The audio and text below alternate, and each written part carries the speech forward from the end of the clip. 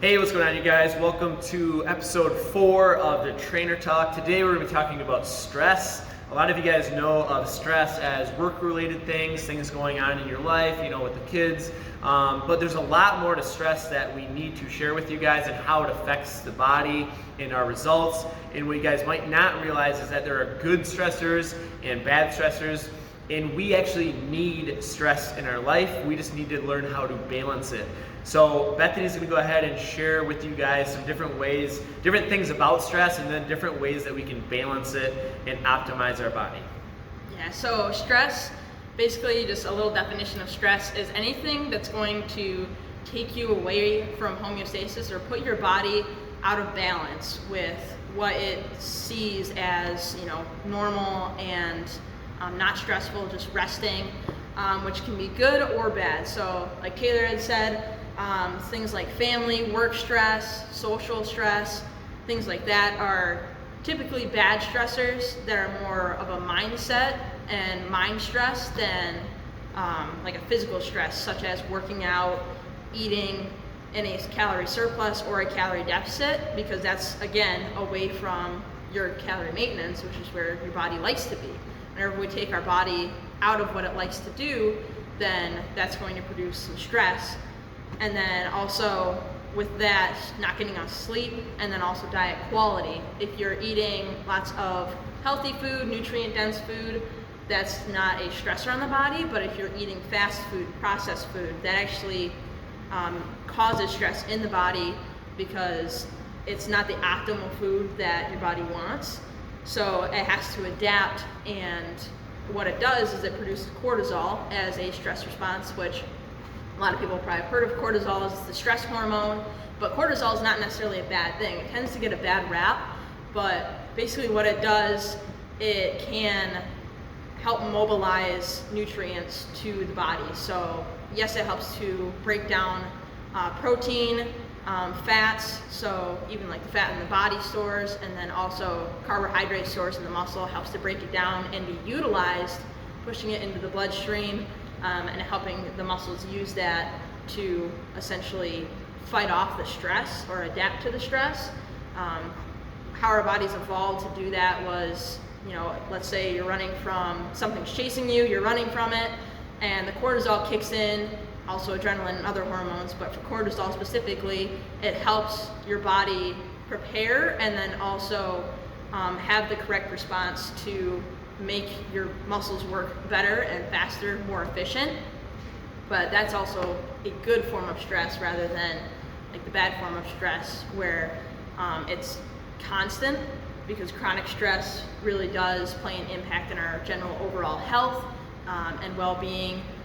And then basically how to break that down into, okay, how much stress is good, how much stress is bad.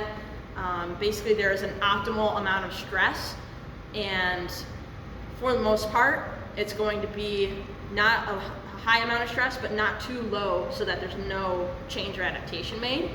But the key is you have to match that stress with recovery, because if you don't match the stress with recovery, you're putting your body in a state of survival rather than a state of adaptation, or a state where it wants to make changes.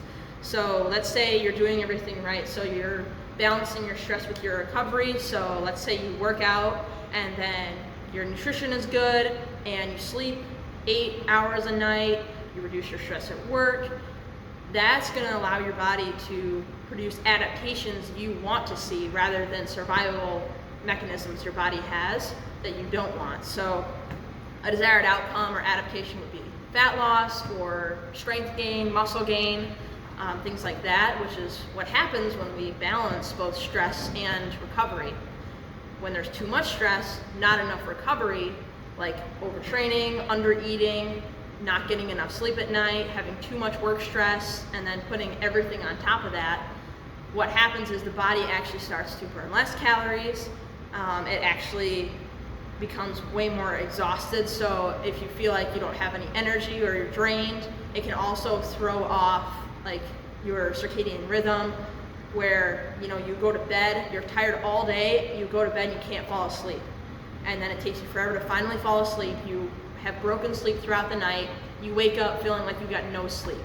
that's a sign that cortisol is not balanced. It should be highest in the morning and lowest at night. So there's a bunch of different things we can do to fix that. But before we kind of go into that, Taylor, do you have anything? Yeah, I was just gonna say, like, we see that all the time when we have new clients start at the gym. They come in, they're excited, they start working out, and all they want to do is focus on working out as much as they can and trying to reduce their calorie intake so that they can lose as much weight, which is just putting their body into a ton of stress. So not only are they not fueling their body and recovering like Bethany talked about, but they're overtraining. So your body's in this chronic state of stress. It's gonna start to deteriorate you and start to kind of break you down. So you're actually gonna go the opposite direction. So you're gonna start to break down muscle, you're not gonna recover, and you're actually gonna slow down your metabolism, and you're actually going to gain more fat rather than building the muscle and burning fat. So when we coach our clients, we try to make sure that they're balancing their nutrition, their sleep with their training. So we wanna make sure that they're training, no more than say 3 to 5 days a week, maybe 6 days a week, if they're able to properly get the calories that they need, the amount of protein they need, making sure that they're sleeping enough at night, things like that. So we focus a lot on all those different aspects because, for example, sleep is one of the most overlooked aspects of reaching your goals and just maintaining homeostasis, reducing stress, increasing your energy, things like that, because it kind of rebalances everything in the body when you get a really good night's sleep. So it's going to put you in a good state for the next day. And then if you go on to the next day without that sleep, it's just going to put more stress on, and then you get a poor night's sleep the next night, and it's just like an endless cycle of kind of this constant stress. So we want to try to kind of get people out of that cycle. So she's going to talk to you guys about different ways to kind of optimize that, to reduce the stress load and kind of balance it out. Yeah, so what we can kind of do to minimize our cortisol, our stress response throughout the day, is to have our carbs in almost like a cycle mode. So you have less carbs or possibly no carbs at breakfast, have more fats and protein in the morning, and then for lunch you have some carbs there, like snacks throughout the day, but then you should have a lot of carbs before you go to bed, which in the media a lot of people are like, don't eat carbs before your bed, otherwise you're gonna gain weight. This actually helps to re-regulate your cortisol response, because spike in insulin is like the shut-off valve for cortisol. It basically turns it off and starts that recovery process, which we want going into the night, especially for people that are those tired and wired. They go to bed, try to fall asleep, and they can't. If they eat a solid meal with plenty of carbs before they go to bed, then that will help to retrain their body to decrease cortisol before they go to bed, and then have it highest in the morning, which, everyone's probably had a large meal, like Thanksgiving, for example, where there's a lot of stuffing and mashed potatoes, and you're like, oh, I need to take a nap after this, I'm so full. Well, that's most likely from all the carbs you had, not from the turkey. People claim that it's the turkey that makes you really tired. It's actually all of the carbs spiking your insulin levels, it's making you want to rest and recover. And especially after a really tough workout, you're gonna want to take a nap afterwards if you don't properly recover and refuel with the energy calories that your body wants. So another example of that was we did Murph the other day, and afterwards I had a Gatorade and protein to refuel my body, and then I had a solid meal after that to spike insulin, start that recovery process. And within an hour of stopping the workout, I wanted to go to sleep. My body was ready, and that's kind of what a lot of people, I feel wanted to do. I don't know about you. Absolutely, yeah, because that was like we talked about, a high level of stress. So we needed to kind of balance that high level of stress with the proper recovery. So we got a good meal in, made sure that we were giving the body the nutrients that it needed, and then resting and recovering. And I think I'm still recovering from Monday, and it's now Thursday. So we're just kind of listening to our body throughout the week. I think if I'm too sore to the point where, you know, a workout might not benefit me, I'm going to take the day off. So like today, I think I'm going to just rest and recover, because that's actually going to help me progress rather than regress by actually taking the day off and recovering. Some people think that, you know, every workout is going to push them closer to the goals, which most of the time that's the case. But in a case like this, if you're overloading the body and not recovering, then you want to make sure that you're taking those rest days off. Those are just as important as all of your workout days. And another thing I wanted to ask you, like when it comes to eating the carbs before you go to bed, can you just eat any carbs, or would you rather have them eat like complex carbs? Maybe name some examples of those, because obviously you don't want to eat like an entire bag of candy before you go to bed. We're not talking about that. But just go ahead and give them some examples of some good carbohydrates to choose with dinner before they go to bed. Right. So something that you can just choose with dinner or even like as a snack before you go to bed, it's going to be anywhere from like 2 to 3 hours before you go to bed. So if you go to bed at 10, try to get it in around 7 or 8. I personally like oatmeal because it's kind of like a late night snack. You can kind of make it like a treat if you just add some protein powder with it and fruit, different things like that. Flavor it up, and then if you just wanted to eat it as like a regular meal, you could choose rice, sweet potatoes, regular potatoes, anything that's a whole complex carbohydrate would be really efficient and helpful. Instead of really spiking your blood sugar, it will cause a steady increase, which it won't let your body, like you won't crash. Or sometimes if you have sugar before you go to bed and your insulin spikes and drops, that's also a stressor to the body. So then you might end up waking up more during the night and not sleeping as well. Whereas if you have those complex carbohydrates, then it's actually beneficial to have those before you go to bed. But there is a time when you want that really high insulin spike from sugars, which a lot of people don't say you can't have sugar, it's really bad, it's going to kill your gains, everything like that, make you store fat. But after a workout, if you have, say, like Gatorade, like I did after Murph, you have Gatorade and a protein shake, within 30 to 40 minutes after working out, that actually tells your body, hey, we need to start recovering, because it spikes the insulin and it does help to restore glycogen in the muscles, and actually it helps to reduce your fatigue throughout the day. Especially if like you go back to work or something, or you're going home, you got to make dinner, you really have to prioritize getting that nutrition in. Otherwise, you're going to feel drained and your body's not going to recover as properly, because your body doesn't know that the workout's ended. And when you're dying, laying on the floor after a Metcon, like your body doesn't know that. It still thinks that, oh, we still have to keep producing cortisol because we might need to still run. We're still in that fight or flight mode. Taking those sugars, or you could even do like dried fruit, bananas, anything that's going to be fast absorbed into your system, that's what's going to help shut that cortisol off, so then you're not stressed throughout the rest of the day. That way you can go home and recover, relax, instead of feeling wired. You can go back to work without hitting a wall a couple hours later. And then that's going to be about 30 to 45 minutes post-workout. So anytime within that window. And then you want to have a nice solid meal with healthy fats, proteins, and carbs, complex carbs, about an hour and a half, 2 hours after that shake or Gatorade, whatever you choose to have after that, to promote recovery. It's all about balancing stress with recovery. So if you have a stressful job, but you want to still work out, then you have to match that with proper sleep, proper nutrition, hydration. You can also do different things like foam rolling, getting a massage regularly.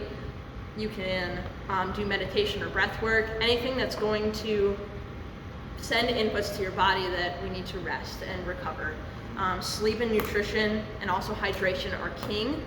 Those are going to be the biggest things that's going to be the biggest bang for your buck where it comes to recovery from the stressors of life, whether that be work, social, exercise, anything like that. Yeah. And it doesn't have to be all about exercise and fitness. Like, there are plenty of things that you can do to reduce stress outside of that. You know, like going outside and going for a walk, just getting some fresh air, getting some sunlight is absolutely excellent for restoring your body back into homeostasis and just reducing stress. Things like, you know, aside from going outside, like camping, like everybody loves going camping during the summertime, and we look forward to that because you're getting outside and kind of enjoying nature to a sense. So things like that are going to help reduce stress. Just getting a good night's sleep, so making sure like your room is plenty dark enough, make sure it's cool, stuff like that. So all that's going to kind of combine and correlate to reducing your overall stress. Now, when it comes to, you know, people like work stress, life stress, or social stress in general, one of the best ways to instantly kind of get rid of that stress is, in fact, you know, a quick workout. So though that workout is going to release the good hormones in the body like serotonin and dopamine, so you're going to get a kind of a hit of those happy, feel-good hormones that will automatically reduce the stress, kind of put you in a better mood. But then, like she was saying, right after that, you want to set yourself up to continue to have reduced stress by getting in some protein and some carbs with that right after to help, you know, boost that recovery. Now, you don't necessarily need the carbs and the protein if you're doing like a 10-minute HIIT workout or 15-minute HIIT workout or a yoga class.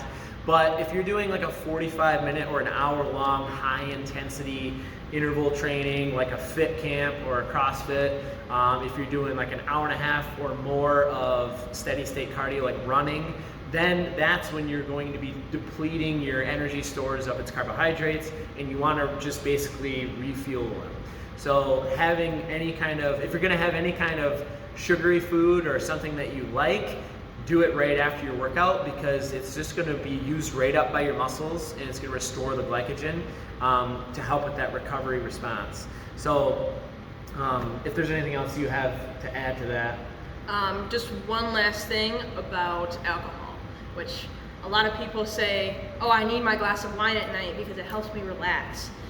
Well, the thing with alcohol is your body actually sees it as a toxin, and it wants to get alcohol out of your system as fast as possible. So in order to do that, it slows down the rest of your body's functions, digestion, recovery, everything like that. Also cognition and all of those sort of things as well.